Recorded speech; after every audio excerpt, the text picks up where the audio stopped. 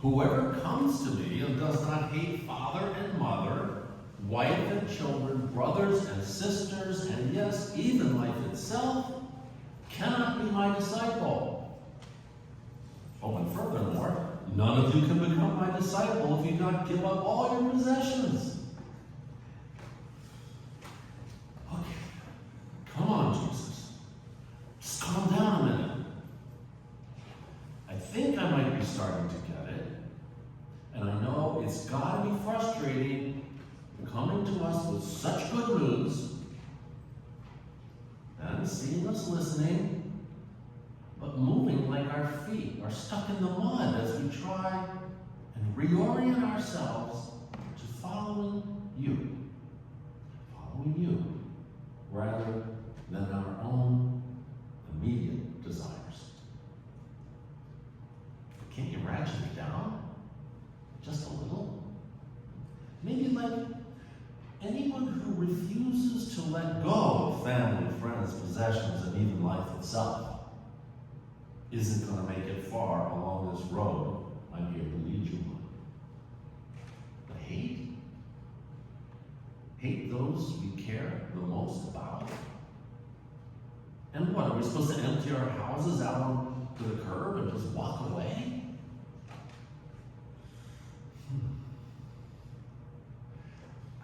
Let's just look at what I'm thinking Jesus might be trying to say and what you and I can do about it. I know I need to take up my cross and follow. But how can I really do that if I'm too tightly bound up in the lives of others and in everything else I've picked up along the way? Jeremiah gets us going with God taking him down to the potter's house. And I'm thinking, okay, that's a start. God's down here in the shop with us. Wherever you are trying to work things out, God's there too, keeping an eye out for any guidance to be offered in helping you become the person he made you to be. God's words to the prophet, though, end with a stern warning. Turn now, all of you, from your evil way, and amend your ways and your doings. Harsh words. But basically, our life with God is like piloting a ship along a rocky shoreline. The closer you're paying attention to God, the more likely you are to make that journey intact. So immediately you think, oh, I've got to look for that guy. Time to find my way to God. But then the psalmist chimes in to turn all that upside down. Lord, you have searched me out and known me. You trace my journeys and my resting places, and are acquainted with all my ways, etc., etc. More of the same. We're always talking about looking for God. But not only is it God looking for you, but God's already found you. All I've got to do is open my eyes to God, and there she is. God is ever present, helping you to navigate the rocky shores of a world God made for you and everyone else who was knit together by him in their mother's wombs to thrive in. So once we put God first in our line of sight, God is suddenly everywhere. Everywhere we look, everywhere we turn. Helping you recognize the essence, very essence of your relationship with the people and responsibilities in your lives.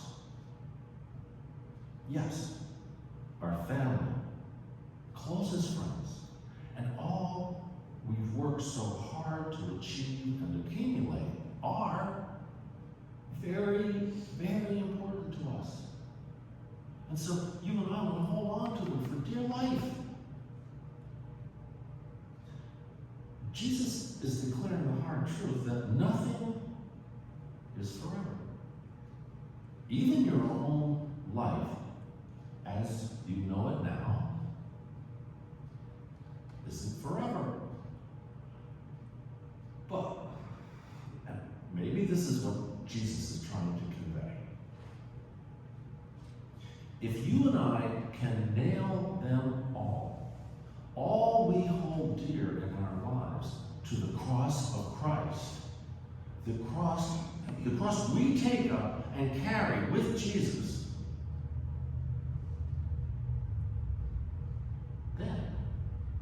then we carry our loved ones with the love of Jesus.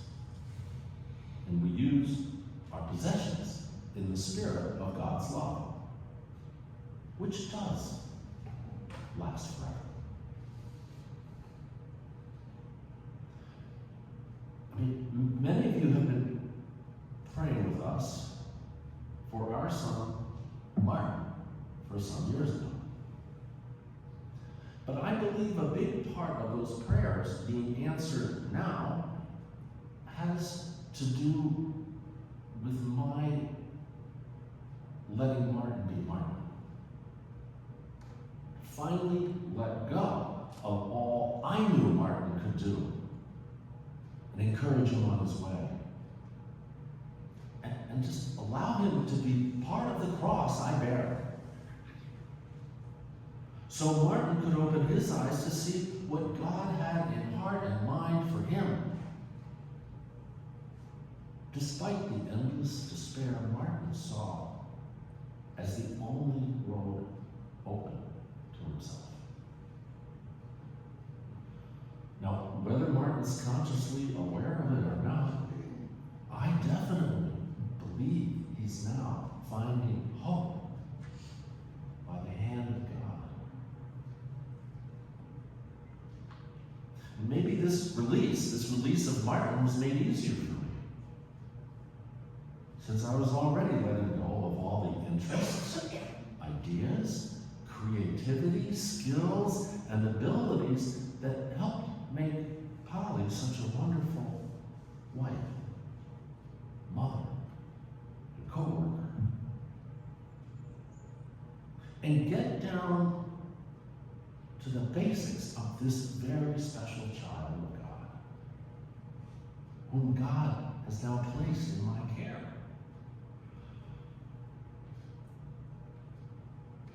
Simply seeing Polly as Jesus sees Polly and loving her accordingly. And isn't life all about letting go of some things as we take on others all the way along?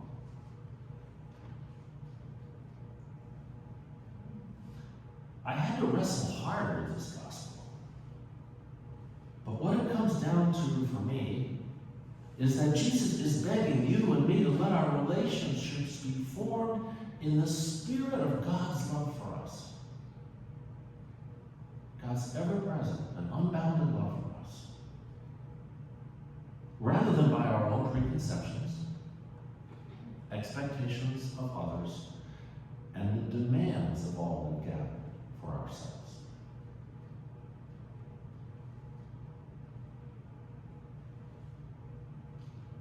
God's right there with you in the shop.